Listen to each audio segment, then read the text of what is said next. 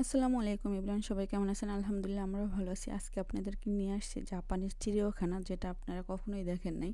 এখানে কি কি আছে চলেন আপনাদেরকে দেখাই। এই যে ইন্দোনেশিয়ানরা, আমার কলিগ ইন্দোনেশিয়ান, ওরাও আসছে। তো ওরা আমার দেখলে ভিডিও করা দেখলে এরকম নাচানাচি শুরু করে দেয়। তো বাইরের যে পরিবেশটা ছিল এত ভালো লাগতেছিল, ভাবছি ভিতরে কত সুন্দর না কিছু আছে। তো মালিক আমাদের জন্য টিকিট কাটতেছিল, আর আমরা 20 জন আসছি। 20 জনের জন্য হয়তো বা ডিসকাউন্ট ছিল, মালিক আমাদেরকে বাসায় বলে আসছে। তো এটা কিন্তু চিড়িয়াখানার ভিতর থেকে টিকিট কাটতে হয়, তারপরে টিকিটটা হাতে নিয়ে আমরা আমাদের যেখানে খুশি যেতে পারি। তো প্রথমেই দেখলাম যে ইঁদুরের বাচ্চার মতো কিছু বাচ্চা, তো এটার আর কি দেখার আছে, এটা তো আমাদের বাংলাদেশেও আছে। তারপরে দেখলাম যে না, এখানে ওদের মা বাবা শুয়ে আছে, এটা অনেক বড়, কি নাম জানি না। তারপর কিন্তু এটা দেখে খুবই ভালো লাগছে। এটা ছোট্ট একটা কচ্ছপ ছিল। এটা এটা হয়তো বা পুরুষ না মহিলা জানি না। এখানে 2টা কচ্ছপ ছিল, এটা ছিল অনেক বড় একটা। আর ওদের পিঠটা মনে হইতেছিল যে কাঠ দিয়ে তৈরি করছে, আর কাঠ দিয়ে ডিজাইন করছে। কাছ থেকে এমনই লাগতেছিল। আর দেখেন কি সুন্দর বাচ্চারা ধরতেছে, বাচ্চারা খাবার খাওয়াই দিতেছে। এটা দেখে খুবই ভালো লাগছে। তারপর যেগুলো দেখলাম এগুলো আসলে আশা করি নাই যে এত রোদের ভিতরে এসে এটা আমাদের দেখতে হবে। যেমন রোদের তাপ ছিল, আর যেহেতু ফাঁকা জায়গায় হাঁটতে হইতেছে, খুবই কষ্ট হইতেছিল। তো আমাদের অনেকে বসে পড়ছে নিচে। তা আমি ভাবলাম যে দেখি উপর দিকে কি আছে। আমি সিঁড়ি দিয়ে উপর দিকে যেয়ে দেখলাম না, এখানেও ছাগল, নিচেও ছাগল ছিল, এখানেও ছাগল। এখানের মূল আকর্ষণই হয়তো বা এই ছাগল, কালারের ছাগল। তো দেখেন ছাগল এর চেয়ে বড় বড় ছাগলও কিন্তু আমরা পালি, কিন্তু তারা এটাকে এই টিকিট দিয়ে দেখতে আসে। আর ওখানে কি একটা দেখলাম, ওটার কাছে যাই নাই। সবাই বলতেছিল যে ওখানে গন্ধ আসে, তো আমি মাস্ক পরেছিলাম দেখে আমার গন্ধ নাই। কিন্তু আমার কাছে পরিবেশটা খুবই ভালো লাগছে। হয়তো বা রোদ না থাকলে আমাদের আরও ভালো লাগতো। রোদের জন্য আমরা হাঁটতে পারতেছিলাম না, চোখ মেলে দেখতে পারতেছিলাম না আর কি কিছু।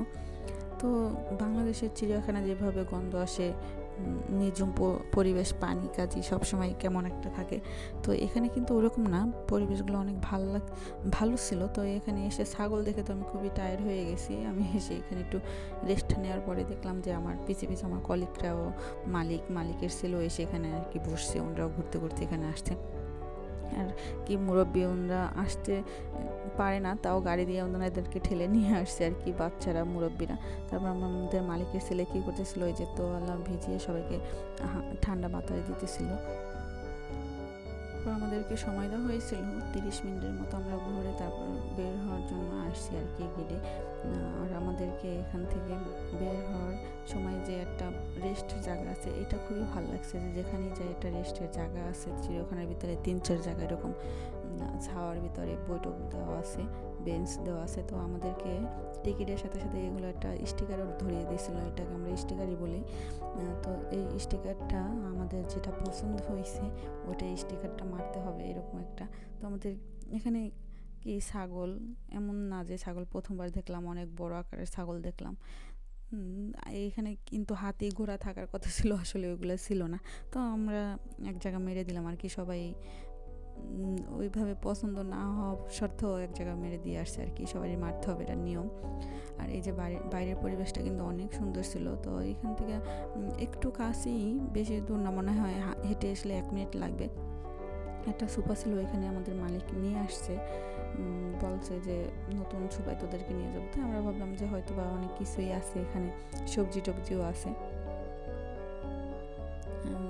কিছু কিনতে পারি আর না পারি, আমরা একটু আইসক্রিম খেতে পারবো, যেহেতু বাইরে অনেক গরম ছিল। তো ঢুকে এই জিনিসটা দেখে আমার খুবই ভালো লাগছে। এটা কি দেখেন, এটা মিষ্টি কুমড়া, 2 কালারের মিষ্টি কুমড়া, মনে হলো যে আর্ট করে রাখছে। তারপর আমি এই যে চটপটি খাওয়ার যে ডালটা, এটা দেখে কাছে আসছি, দেখি এক পা ডালের দামই আপনার হলো 400 ইয়েন করে। তারপর আমি নিয়ে নিই, যে ভাবলাম যে হালাল ফুডে তো এর চেয়ে কম দামে আমি আনতে পারবো। তার জন্য আমি আর কিছুই এখানে নিয়ে নিই। তারপরে দেখি যে আমার কলিগরা কলমি শাক খুঁজে পাইছে, আর এটা হলো এই জাপানে আসার পর প্রথম আমি কোনো সোপায় কলমি শাক পেলাম। 1 বছরের বেশি হয়ে গেছে। তো আমি এখান থেকে 2 প্যাকেট কলমি শাক নিয়ে নিলাম। এক প্যাকেটের দাম ছিল 120 ইয়েন করে। তো বাইরে বের হয়েছে, দেখি যে তখন যে রোদের জন্য আমরা তাকাইতে পারতেছিলাম না, এখন আবার বৃষ্টি। তো মালিক নিয়ে আসছে এই জায়গাটা, হয়তো বা মালিকের অনেক ভালো লাগছে ওনাদের চিড়িয়াখানা দেখানোর জন্য। তো উনি তো আর জানে না আমাদের বাংলাদেশের চিড়িয়াখানায় আরও কত সুন্দর, আরও কত কিছু পাওয়া যায়। উনি অনেকবারই বাংলাদেশে গেছে, তো উনি রিক্সা বা বাইক কিছু কিছু জিনিস ওনার পছন্দ হয়েছে আর কিছু কিছু জিনিস ওনার অপছন্দ হয়েছে। তো এগুলো এসে আমাদেরকে বলতো আর কি, আমরা বলতাম না তুই ভালো জায়গায় যাস নাই, এর চেয়ে আরও ভালো জায়গা আছে। তো এই যে জায়গাটা, এটা অনেক সুন্দর একটা জায়গা। আমার প্রথমে সংসদ ভবনের মতো মনে হয়েছে, তারপর ব্রিজটায় উঠে না আমার খুবই ভালো লাগছে যে এই জায়গাটার ভিউটা এত সুন্দর আসতেছিল। হয়তো বা এখানে যদি আমার জায়গায় অন্য কেউ ক্যামেরাম্যান হয়তো ভিউটা আরও সুন্দর করে প্রেজেন্ট করতে পারতো, আমি অত সুন্দরভাবে নিতে পারি নাই, কিন্তু আমার সেই ভালো লাগছে।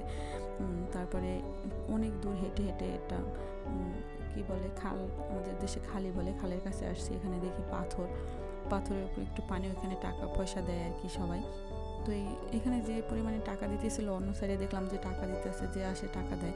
তো এই টাকাগুলো হয়তো বা কেউ নেয় না, হলে তো এখানে অনেক টাকা থাকার কথা ছিল।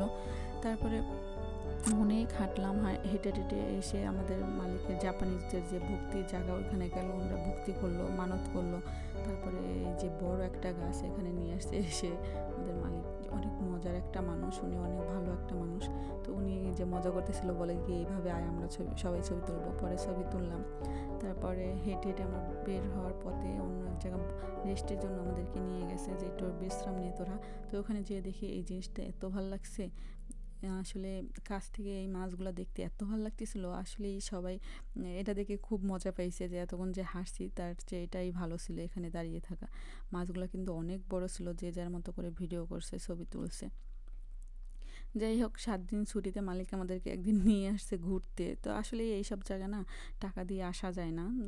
উনি আনে দেখে আমরা আসতে পারি, হয়তো বা আমরা চিনতাম না, জানতামও না। যাই হোক, ভালোই লাগলো। সবাই ভালো থাকবেন, সুস্থ থাকবেন, আমার জন্য দোয়া করবেন। আল্লাহ হাফেজ।